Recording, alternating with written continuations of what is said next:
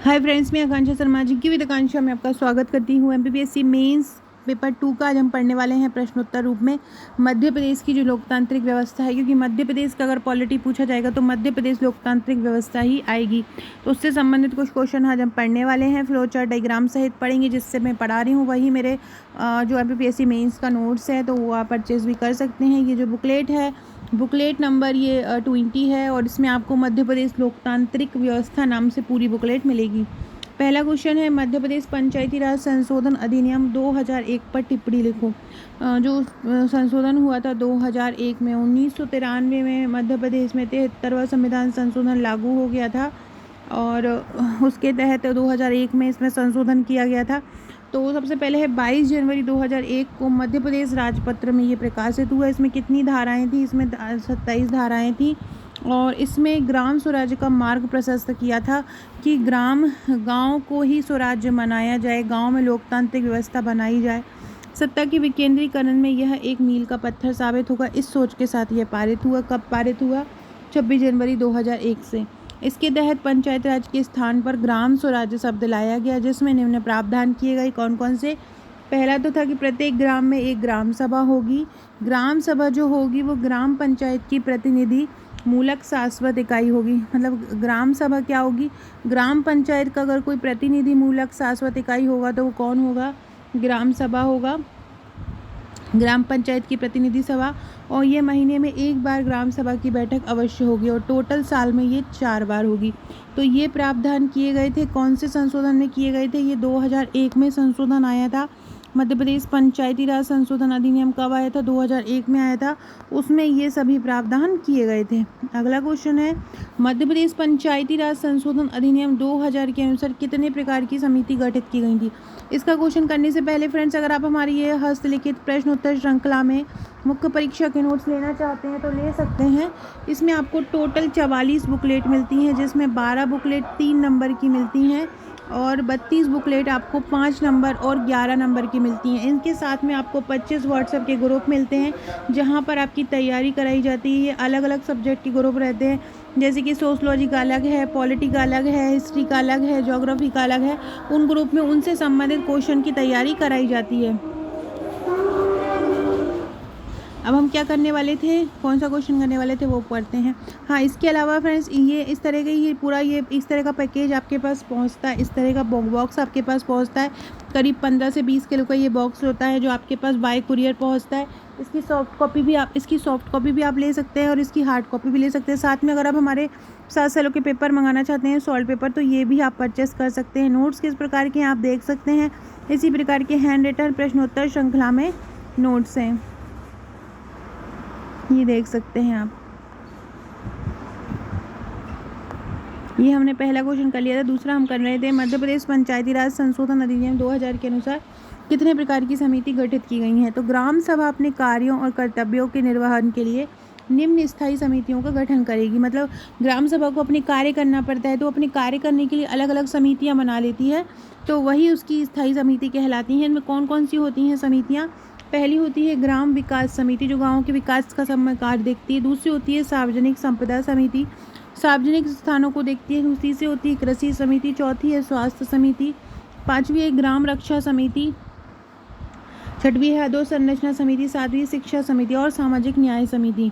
ग्राम सभा 2001 के अनुसार कोष भी बनाया गया है, जिसके अलग अलग ग्राम सभा में एक कोष भी बनाया गया है। ग्राम सभा का जो अधिनियम आया था, तो कोष में क्या होता है ना, कोष के भी अलग अलग प्रकार है। जैसे कि एक होता है अन्य कोष, एक होता है श्रम कोष, एक होता है वस्तु कोष और एक होता है नगद कोष।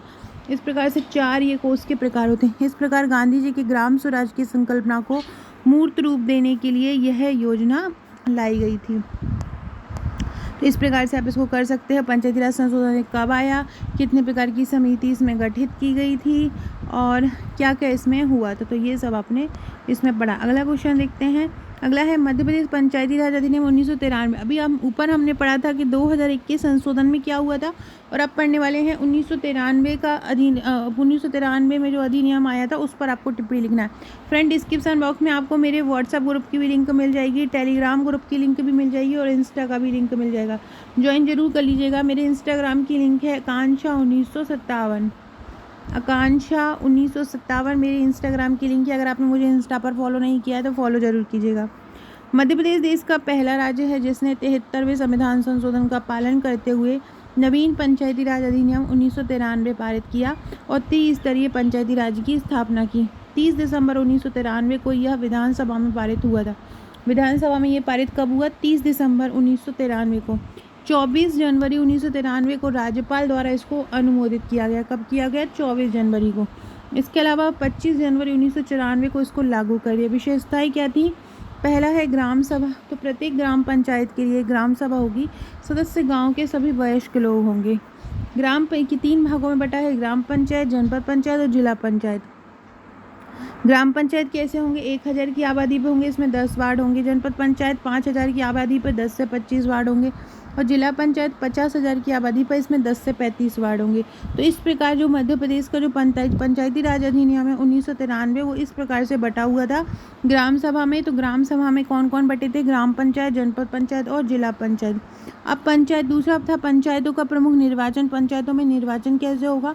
तो सरपंच का जो निर्वाचन था वो प्रत्यक्ष जनता, डायरेक्ट, जैसे कि अभी हमारे यहाँ चुनाव होते हैं, हम लोग वोट देते हैं, तो वो होता है प्रत्यक्ष चुनाव।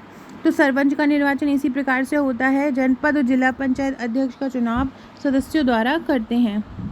दूसरा है आरक्षण। जिस खंड में अनुसूचित जाति जनजाति की जनसंख्या 50% से कम है वहाँ 25% स्थान अन्य पिछड़ा वर्ग के लिए आरक्षित होगा। आपको जाहिर सी बात है कि अगर SC ST नहीं है तो OBC ज़्यादा होंगे, तथा 1/3 स्थान महिलाओं के लिए भी आरक्षित है। कार्यकाल की बात करें इस अधिनियम में, तो सम्मेलन की तारीख से 5 वर्ष का कार्यकाल होगा। कितना होगा? 5 वर्ष का कार्यकाल होगा और समय से पूर्व विघटित होने पर इसमें 6 माह में चुनाव होंगे। अगला है राजवित्तीय। अब जब कोई भी संस्था चलेगी तो उसके लिए वित्त की तो आवश्यकता पड़ेगी ही, तो उसके लिए क्या है? वित्तीय आयोग की व्यवस्था है। वित्तीय स्थिति के अवलोकन में लेखा परीक्षण लेखाओं के परीक्षण से संबंधित है। कार्य क्या है? पंचायत के सभी स्तरों के लिए 29 विषयों का प्रावधान किया है जिस पर पंचायतें कार्य करेंगी। अगला क्वेश्चन है मध्य प्रदेश में पंचायती राज की समस्याओं का परीक्षण कीजिए।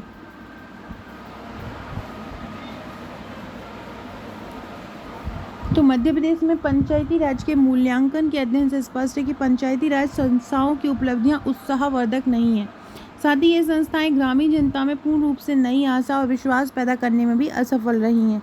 लेकिन इसका तात्पर्य यह नहीं है कि पंचायती राज व्यवस्था निरर्थक हो गई है, बल्कि नई नई समस्याएं उत्पन्न हो गई हैं जिसका निराकरण करना अत्यंत आवश्यक है। ये समस्याएं इस प्रकार है। नंबर 1, अशिक्षा और निर्धनता। मध्य प्रदेश ग्रामीणों की प्रमुख समस्या है अशिक्षा निर्धनता। इस संकीर्ण विचारधारा के कारण आज भी प्रदेश की अधिकांश जनसंख्या इन संस्थानों से अलग थलग है। केवल एक वर्ग विशेष ही इन संस्थाओं में भाग लेता है, जिसके कारण ये समस्याएं पूर्ण रूप से सफल नहीं हो पा रही हैं। दूसरा समस्या क्या है? सत्ता के विकेंद्रीकरण की समस्या। लोकतांत्रिक विकेंद्रीकरण का ये तकाजा है कि सत्ता को स्थानीय संस्थाओं को हस्तांतरित किया जाए, परंतु दुर्भाग्य से आज भी पंचायती राज संस्थाओं को सत्ता का पूर्ण हस्तांतरण नहीं हो पाया है। तीसरा कारण है दलगत राजनीति। पंचायती राज की सफलता में सबसे बड़ी बाधा है दलगत राजनीति। पंचायती राजनीति का अखाड़ा बनती जा रही हैं और पंचायतें अपने अनिवार्य कर्तव्य से भी भटक रही हैं। अगला है वित्तीय समस्या। धन की कमी पंचायती राज समस्याओं की सबसे बड़ी कमी है। पंचायतों के आय के स्रोत भी बहुत सीमित हैं। वसूली के अभाव में पंचायतों की आय नगण्य ही रहती है, जिसके कारण पंचायती राज सेवाओं की सफलता में बाधा उत्पन्न हो रही है। अगला है नौकरशाही का बोलबाला। पंचायती राज जो संस्थाएं हैं वहाँ पर नौकरशाही की समस्या सबसे ज़्यादा है। वरिष्ठ जो अधिकारी होते हैं वो ग्रामीण क्षेत्रों में ज़्यादा ध्यान नहीं देते हैं और उन पर लापरवाही बरतते हैं, जिसके कारण पंचायतें पूर्ण रूप से सफल नहीं हो पा रही हैं। अगला है सरकारी धन का दुरुपयोग। पंचायत सरपंच पंचायत की जागीर को अपना समझते हैं। जो सरपंच है वो पंचायत की जितनी भी चीज़ें वो सोचता है ये मेरी है, मैं तो सरपंच हूँ, जिसके कारण वो उसका दुरुपयोग करते हैं। और अगर और दूसरे कारण भी देखें तो राजनीतिक जागरूकता की कमी भी पंचायती क्षेत्रों में हम देखते हैं। विकास कार्यों की अपेक्षा भी की जाती है और सहयोग का भी अभाव रहता है। तो यही एक कारण, लास्ट में हम निष्कर्ष लिख देंगे कि स्पष्ट है कि मध्य प्रदेश में पंचायती राज उपयुक्त समस्याओं के कारण अपने लक्ष्य को प्राप्त करने में असफल रही हैं। तो इस प्रकार से फ्रेंड हम अपना आंसर जो इंट्रोडक्शन से और नीचे कंक्लूजन से पूरा का पूरा अपन उसको फ्रेम कर सकते हैं। तो इसी तरह से आपको अपने आंसर बनाना है।